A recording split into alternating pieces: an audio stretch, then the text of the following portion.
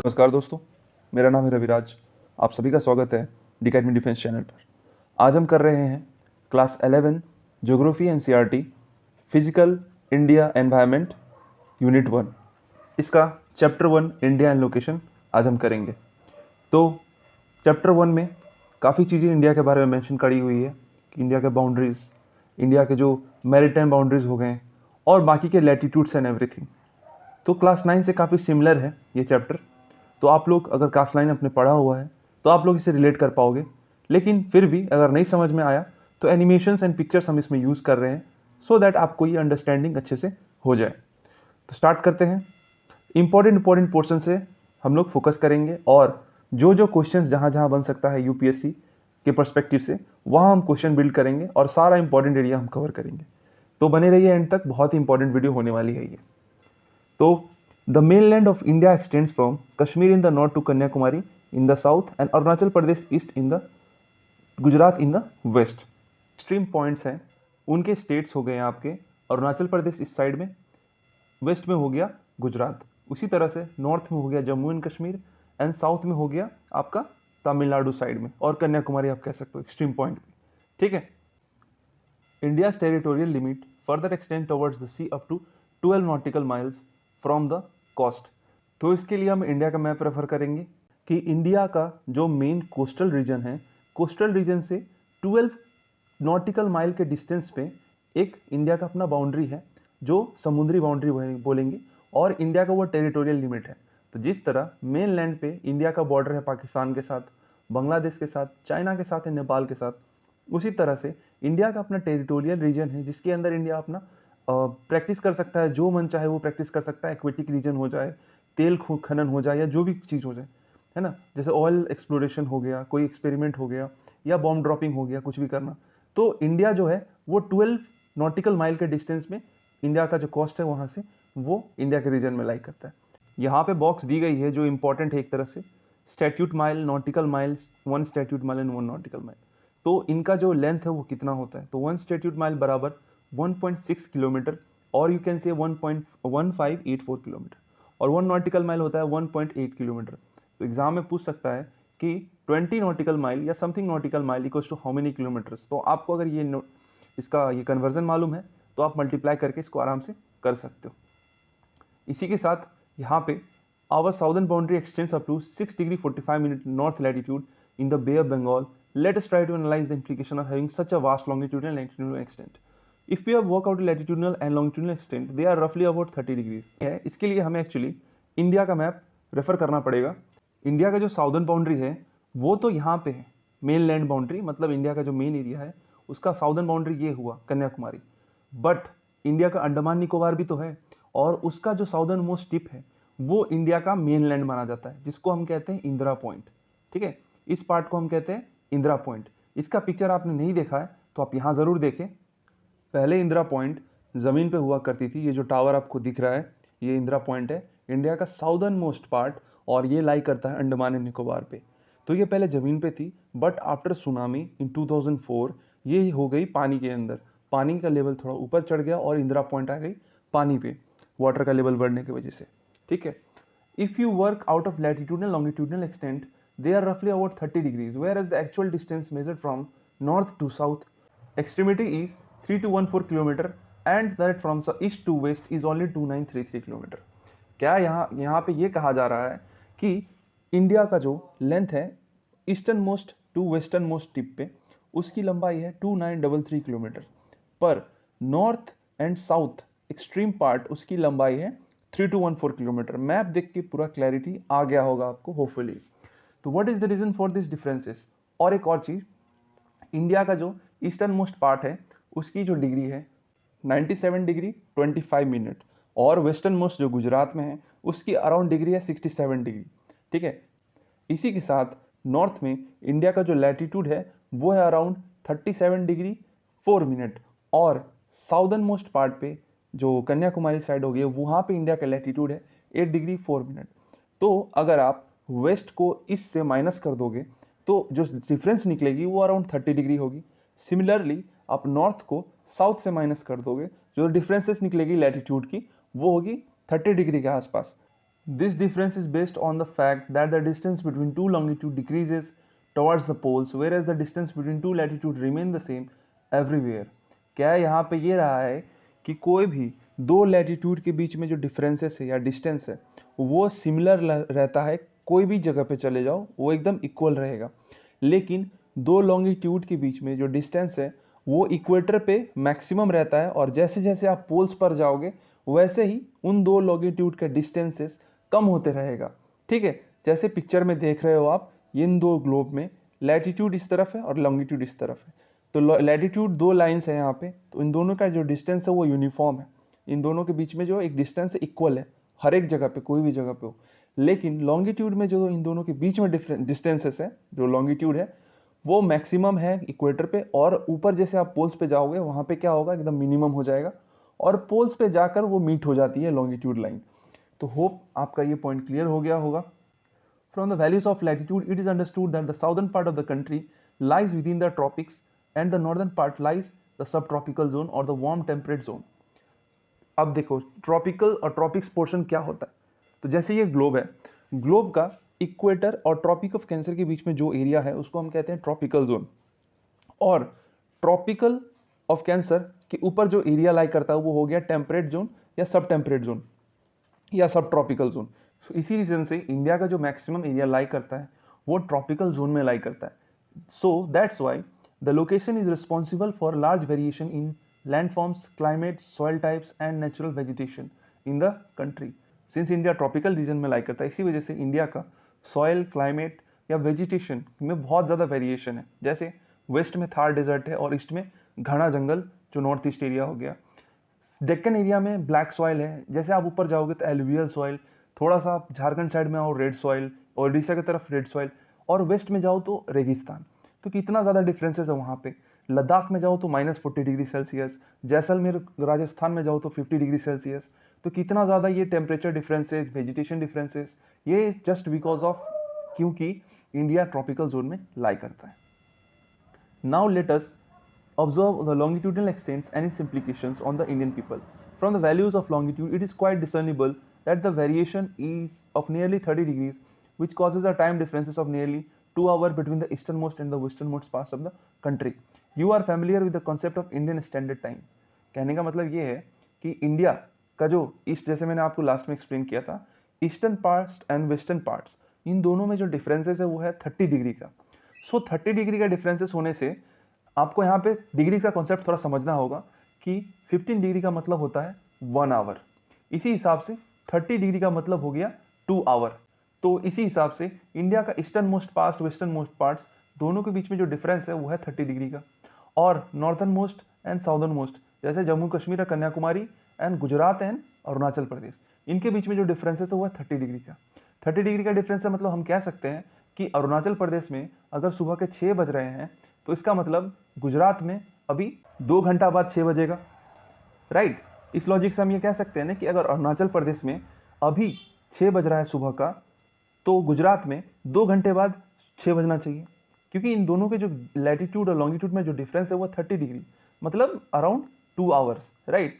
तो अरुणाचल प्रदेश और गुजरात का जो टाइमलाइन है उनके बीच में डिफरेंसेस है 2 घंटा का। तो अरुणाचल प्रदेश में सुबह का 6 बज रहा है, तो गुजरात में कायदे से 6 बजना चाहिए 2 hours later, right. But India का जो स्टैंडर्ड टाइम है वो गुजरता है आपके मिर्ज़ापुर से, राइट। वो मिर्ज़ापुर राइट हियर लाई करता है। तो मिर्ज़ापुर से गुजरने की वजह से इंडिया का सिर्फ एक स्टैंडर्ड टाइमलाइन है, जिस तरह से यूएसए का 6 स्टैंडर्ड टाइमलाइन है, रशिया का 11 स्टैंडर्ड टाइमलाइन है, इंडिया का सिर्फ एक है। जिसके वजह से आपको देखने में होगा कि अरुणाचल प्रदेश साइड में सुबह के 4 बजे ही सूर्य उदय हो जाती है, बट जिस तरह से आप गुजरात तरफ जाओगे, राजस्थान की तरफ जाओगे, वहाँ पे सूर्य उदय होने में 7 बज जाता है, 7:30 बज जाता है, 6 बज जाती है, राइट। तो ये डिफरेंसेस क्यों है? ये डिफरेंसेस इसी वजह से है कि इंडिया का दोनों रीजन जो है उनके बीच में जो गैप है वो है 2 घंटे का। तो जब अरुणाचल प्रदेश में 6 बजे सुबह होगी तो गुजरात में 8 बजे सुबह होगी, ठीक है। इसी वजह से इन टाइम का थोड़ा डिफरेंसेस चलते रहता है। तो India as a big nation, India के पास 2 टाइमलाइन होने चाहिए थे। What is the use of standard meridian while the sun rises in the northeast and about 2 hours earlier as compared to Jaisalmer. तो सनराइज जब नॉर्थ ईस्ट में होती है, जैसे मैंने आपको एक्सप्लेन किया, तो वो 6 बजे हो जाएगी, बट जैसलमेर सुबह होने में या वहाँ पे सूर्योदय होने में 8 बज जाते हैं। तो 2 घंटे का डिफरेंस क्यों होगा, अगली बार से पूछा जाए तो आप सीधे बता देना कि दोनों रीजन के गैप जो है वो है 30 डिग्री, जिसका मतलब 2 घंटा का गैप है उन दोनों के बीच में, राइट।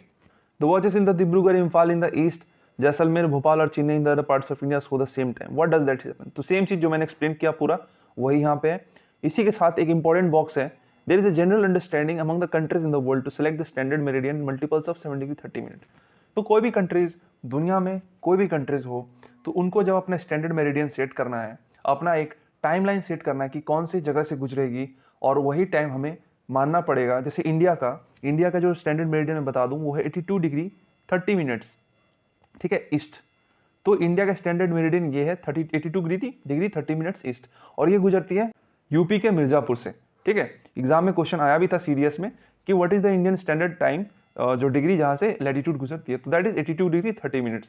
उसी तरह से दुनिया का कोई भी नेशन हो, उसका जो टाइम होगा या उसका जो डिग्री कैलकुलेट होगी, तो उसका जो मल्टीपल होगा वो मल्टीपल होना चाहिए 7 डिग्री 30 मिनट्स का मल्टीपल ऑफ लॉन्गिट्यूड, ठीक है। तो समझ लो कि कोई देश है जिसका टाइमलाइन है 15 डिग्री ईस्ट, राइट। तो ये मल्टीपल ऑफ 7 डिग्री 30 मिनट है ऑब्वियसली, राइट। इसको अगर आप डिवाइड करोगे तो ये 2 टाइम्स चला जाएगा, ठीक है। तो मल्टीपल मतलब उससे डिवाइड हो रहा है, ठीक है। वो जो डिग्री नेशन ने सिलेक्ट किया है वो 7 डिग्री 30 मिनट से डिवाइड हो रहा है, इसका मतलब यही है मल्टीपल का। That is why 82 degree 30 minute India has been selected is the standard meridian of India. Indian standard time is ahead of Greenwich time by 5 hours 30 minutes. तो इंडिया का जो टाइम है वो ग्रीनविच मीन टाइम वो हुआ जो standard time माना जाता है। ग्रीनविच मीन टाइम में 0 डिग्री है, ठीक है। वो गुजरती है आपके यूके की तरफ से, वहां पे ऑब्जर्वेटरी है यूके में, यूनाइटेड किंगडम। तो ऑब्जर्वेटरी है वहां पे 0 डिग्री उसको माना गया है, ठीक है। तो 0 डिग्री से जो ईस्ट साइड में गया तो वहां पे क्या होता है, टाइम प्लस होता है, ठीक है। तो इंडिया क्या है, यूके से ईस्ट साइड में ज्यादा लाइक करता है, राइट। तो इंडिया जो है यूके से 5 डिग्री 30 मिनट्स अहेड है, 5 डिग्री 30 मिनट्स आगे है, ठीक है। तो सपोज करो इंडिया पाकिस्तान का मैच इंडिया में सुबह 5:30 बजे अगर हो रहा है, तो ग्रीनविच मीन टाइम मतलब यूके में वो टेलीकास्ट होगा रात के 12 बजे। समझ रहे हैं, ये 5.5 घंटा का जो गैप है ना, अगर इंडिया में सुबह 5:30 बजे हो रहा है तो उसी से 5.5 घंटा पहले आप जाओ तो यूनाइटेड किंगडम में रात के 12 बजे वो चीज टेलीकास्ट हो रहा है, ठीक है। तो ग्रीनविच मीन टाइम से हम लोग कितना घंटा आगे हैं, हम लोग आगे हैं 5 our and 30 minutes. Clear, exam के लिए बहुत इंपॉर्टेंट पोर्शन है ये। इसी के साथ यहां पे कहा गया there are some countries with that has more than one standard meridian due to their vast east west extent. For example USA has 7 time zones. तो USA east and west extension बहुत बड़ा है, यूएसए मैप अगर देखोगे तो इतना बड़ा है, इसके लिए इसको एक टाइम जोन से तो फायदा नहीं होने वाला, इसको मल्टीपल टाइम जोन चाहिए। तो इसके पास 7 टाइम जोन है, रशिया के पास है अराउंड 11 टाइम जोन, ठीक है। मूव ऑन करते हैं, यह है इंडिया का मैप। और यहाँ पे एक और इंपॉर्टेंट चीज हो गई कि जो ट्रॉपिक ऑफ कैंसर है, ठीक है। तो एग्जाम में पूछा भी गया था पहले कि ट्रॉपिक ऑफ कैंसर कौन कौन से स्टेट से गुजरती है। तो पहला है गुजरात, दूसरा है राजस्थान, थोड़ा सा गुजरती है राजस्थान से, यहाँ पे आप देख लेना थोड़ा सा राजस्थान का एंट्री करती है। फिर मध्य प्रदेश, छत्तीसगढ़, झारखंड, वेस्ट बंगाल, त्रिपुरा एंड मिजोरम। तो टोटल स्टेट्स अगर काउंट करोगे तो कितना होगा, आप कमेंट बॉक्स में नीचे लिखो। और एक और चीज, अगर आपको इसका ट्रिक याद है कि राजस्थान, गुजरात, मध्य प्रदेश, ये सारे ट्रॉपिक ऑफ कैंसर गुजरने वाले स्टेट्स का ट्रिक्स याद है, तो किसी को पता है तो आप कमेंट बॉक्स में प्लीज हमें भी बता दो, हमें भी इससे बहुत फायदा होगा और लोगों को भी डेफिनेटली होगी। मूव ऑन करते हैं, ये कुछ अनइंपॉर्टेंट चीज। उसके बाद सेम क्वेश्चन यहाँ पूछा गया कि name a few places in India through which the Indian meridian standard passes. तो हमने तो ट्रॉपिक ऑफ कैंसर कहाँ से पास हुई वो डिस्कस किए, लेकिन आप थोड़ा ऊपर जाओगे तो इंडियन मेरिडियन कहीं यहाँ से गुजरती है, किसी एक पॉइंट से यहाँ से, ठीक है। तो इंडियन मेरिडियन कुछ सीधे ऐसे नीचे आती है, राइट। तो मैप को आप देखोगे तो इंडियन स्टैंडर्ड मेरिडियन जो पास होती है वो कौन कौन से स्टेट से होती है, उत्तर प्रदेश, मध्य प्रदेश, छत्तीसगढ़, उड़ीसा एंड थोड़ा सा आंध्र प्रदेश, ये वाला पोर्शन, और थोड़ा सा मध्य प्रदेश भी। तो टोटल 5 स्टेट है जहां से इंडियन स्टैंडर्ड मेरिडियन पास होती है। तो कमेंट बॉक्स में आपका एक काम बनता है कि Indian standard meridian and tropic of cancer जो जो स्टेट से पास होती है उसके प्रॉपर वे में आप वहां पे लिखो, मैं समझ जाऊंगा कि आपने इस चीज को पढ़ लिया है। थोड़े और बेसिक चीजें, जैसे India with its area of 3.28 million square kilometre. तो इंडिया का जो मेनलैंड एरिया है वो है 3.28 मिलियन स्क्वायर किलोमीटर, वो अकाउंट करता है 2.4% of the world's land surface area. तो टोटल वर्ल्ड में जितना एरिया है उसमें से 2.4% इंडिया का एरिया है। And the seventh largest country India है। Find out the names of the countries which are larger than India. तो डेफिनेटली कुछ कुछ कंट्रीज को आप गेस कर लिए होंगे कि कौन कौन से कंट्रीज इंडिया से बड़ा है, जैसे रशिया हो गया, चाइना हो गया, अमेरिका हो गया, और बाकी कौन कौन कंट्रीज है वो आप कमेंट बॉक्स में बताओ। बाकी के 6 कंट्रीज टोटल, राइट, 7वां तो इंडिया खुद है। यहाँ पे ये कहा गया है कि इंडिया के पास काफी ज्यादा फिजिकल डाइवर्सिटी है। फिजिकल डाइवर्सिटी मतलब माउंटेन वाइज हो, रिवर वाइज हो या लैंड वाइज हो। तो माउंटेन बहुत ही लॉफ्टी है, ऊंचे ऊंचे माउंटेन्स है इंडिया के पास। इंडिया के पास जो रिवर है वो बहुत ही वेरिएशंस में है, बड़े बड़े गंगा ब्रह्मपुत्र जैसे रिवर हो गए, महानदी कृष्णा साउथ में हो गए, है ना, north east region south India में हो गए। तो वास्ट सैंडी एक्सपेंसेस भी है। इंडिया के पास खुद का एक डेजर्ट भी है जिसको मरुस्थली कहते हैं, जो राजस्थान एरिया है जिसको थार डेजर्ट भी कहते हैं, राइट। तो फिजिकल डाइवर्सिटी में इंडिया काफी ज्यादा वेरिएशन है। फिर आगे कहा गया है कि इंडिया जो बाउंडेड है वो हिमालय से नॉर्थ में बाउंडेड है। नॉर्थ वेस्ट में जो पाकिस्तान का साइड हो गया वहां पे सुलेमान से बाउंडेड है, हिंदू कुश से बाउंडेड है, राइट। ईस्ट में जो हो गया पूर्वाचल हिल है जो मिजोरम साइड में हो गया, और म्यांमार से जो खींची चली आती है माउंटेन, ठीक है, ईस्ट में। और साउथ में जो है इंडियन ओशन है डायरेक्टली। तो ये सारा पोर्शन जो है वो मिला के इंडियन सब कॉन्टिनेंट फॉर्म करता है। और इंडियन सब कॉन्टिनेंट में कुछ कुछ कंट्रीज हैं जिनका नाम हो गया पाकिस्तान, नेपाल, भूटान, बांग्लादेश एंड इंडिया। तो हम इसे मिला जुला के अखंड भारत ऑफकोर्स कह सकते हैं, क्योंकि अखंड भारत जो था बहुत बड़ा था, अशोका का साम्राज्य था, है ना। तो इसमें पाकिस्तान भी, नेपाल, भूटान, म्यांमार बहुत दूर तक ये फैली हुई थी। इसी के साथ अगर माउंटेन है तो पासेस भी होंगे। तो कुछ कुछ पासेस जिसका नाम यहाँ मेंशन्ड है जो इंपॉर्टेंट हो जाती है, आपको मेंशन करना है, एक मैप बनाओ और वहां पे इस पासेस को मेंशन कर देना कौन कौन से स्टेट में पड़ती है। जैसे खैबर पास हो गया, बुलान पास हो गया, शिपकिला, नाथुला एंड बोमडिला। तो शिपकिला हो गया आपका हिमाचल प्रदेश में, नाथुला सिक्किम, और बोमडिला जो है और बोलान पास और खैबर पास ये कहाँ पे है, कौन से कंट्रीज में है, कमेंट बॉक्स में आप फटाफट लिख के बताओ। फिर आगे कुछ बेसिक चीजों के बारे में कहा गया है, जैसे आप कश्मीर से कन्याकुमारी जब ट्रैवल करोगे तो आपके पास क्या क्या चेंजेस होंगे देखने के लिए। जैसे लोगों के कपड़ों में, पहनाव में चेंजेस होंगी, कल्चर में चेंजेस हुआ, टेम्परेचर वाइज चेंजेस होगी, वेजिटेशन में चेंजेस होगा, राइट। कश्मीर में होगी हरे भरे वेजिटेशन, साउथ में आओगे वहां पे गर्मी बहुत ज्यादा होगी, कश्मीर में ठंड रहती है। तो क्या है, प्लेसेस चेंज होती है तो वेजिटेशन चेंज हो रहा है, लोगों के कल्चर चेंज हो रही है, राइट। वहां पे कुछ और खाना, वहां पे कुछ और पहनाव, और साउथ में कुछ और पहनाव। तो इंडिया के पास जो है, इसलिए इंडिया को यूनिटी इन डाइवर्सिटी कहा जाता है, क्योंकि ईस्ट से वेस्ट में भी बहुत चेंजेस है, नॉर्थ टू साउथ जाओगे तो बहुत चेंजेस है। इसलिए India is a big place to explore and you will learn a lot about India things rather than exploring the European countries and the other foreign countries, right? तो India से भी इसको, India को फायदा हो जाएगा। एक और चीज कहा गया यहाँ पे कि peninsular part of India extend towards the Indian ocean. This is provided the country has a coastline of 6100 kilometre on the mainland and 7517 kilometre in the entire land. तो कहने का मतलब ये है, जो इंडिया का मैप है जैसे आपको दिख रहा होगा, तो ये एरिया जो है ये आपका आ गया मेनलैंड में। तो मेनलैंड का जो कोस्ट लाइन है, कोस्ट लाइन लेंथ है वो है 6100, मतलब 6100 किलोमीटर। और जो अंडमान निकोबार वगैरह, लक्षद्वीप लेके और छोटे मोटे आइलैंड को लेके और मेनलैंड को लेके, तो टोटल कोस्ट लाइन लेंथ जो हो जाएगी वो होगी 7517 किलोमीटर, ठीक है। तो इंपॉर्टेंट ये हो जाता है, फैक्चुअल क्वेश्चन कभी कभी यूपीएससी पूछ लेगा कि कोस्ट लाइन किसका लेंथ, मेनलैंड एंड उसका कौन से वाले में क्या लंबा है क्या नहीं है, वो सारा कुछ आपके लिए इंपॉर्टेंट हो जाता है। आगे देखते हैं, ये ऊपर का पार्ट इंपॉर्टेंट है नहीं इसके हिसाब से। और यहाँ पे कह रहा है कि पास्ट में और प्रेजेंट में भी या उससे पहले भी इंडिया ने काफ़ी हद तक हेल्प किया है। जो मैरीटाइम लोकेशन है, जो इंडिया का जो सी बाउंड्रीज है, उसे हेल्प किया है काफ़ी, बीच 2-3 कंट्रीज के बीच में एक्सपोर्ट इंपोर्ट करवाने में, है ना। पेनिनसुलर प्लेस में जो इंडिया का पोजीशन है वो काफ़ी ज़्यादा फायदेमंद है एक्सपोर्ट और इंपोर्ट के पर्सपेक्टिव से, ठीक है। तो इससे क्या है, इंडिया का जो ट्रेड एंड रिलेशन है वो काफ़ी ज़्यादा बढ़िया रहा है और नेबरिंग कंट्रीज को भी फायदे रही है। नेबरिंग कंट्रीज अपने एक्सपोर्ट इंपोर्ट कर पाए इंडिया के वजह से ही, क्योंकि इंडिया बीच में पड़ती थी और फिर एक जगह से दूसरा जगह जाने में शिप्स को जो एक तरह से हॉल्ट हो जाती थी इंडिया में शिप्स, ठीक है।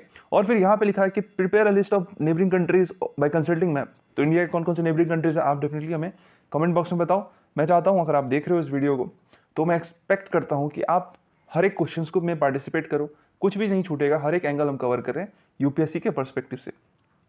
Sri Lanka and Maldives are the two island countries located in the Indian Ocean. तो इंडियन ओशन में जो श्रीलंका और मालदीव है, मालदीव छोटा सा आइलैंड का टुकड़ा है, छोटे छोटे आइलैंड का टुकड़ों को मिला के एक कंट्री है, तो वो मालदीव है।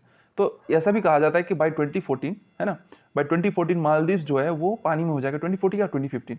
और ये क्यों हो रहा है, ये हो रहा है just because of climate change. Climate change की वजह से पोलर कैप्स गल जाएंगे और वाटर लेवल जो सी लेवल है वो राइज हो जाएगी और इसी वजह से मालदीव ही पानी में आ जाएगा। तो ये सब कुछ एक्स्ट्रा चीजें हैं जो आपको मैं बता देता हूं इसी के साथ साथ। और differentiate between gulf and straight.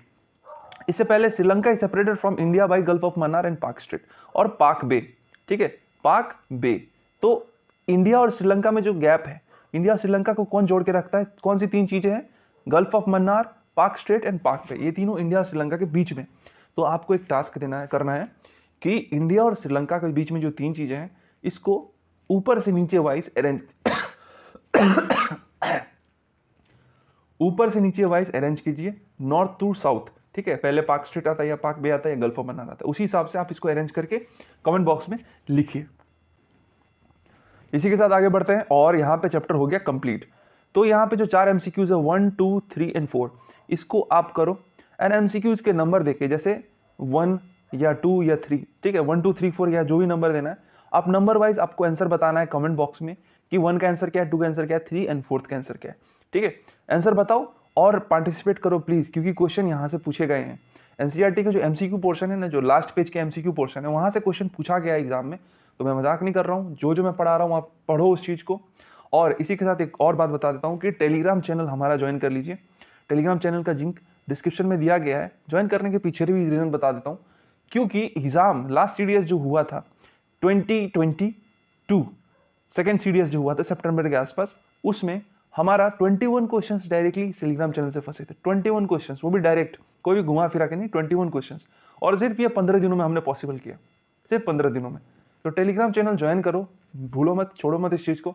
Opportunity है, फ्री ऑफ कॉस्ट अपॉर्चुनिटी है, उठाओ उसका फायदा। And I hope you all are doing well, you will prepare well and you will rock this exam soon. Till then, good bye, जय हिंद and take care.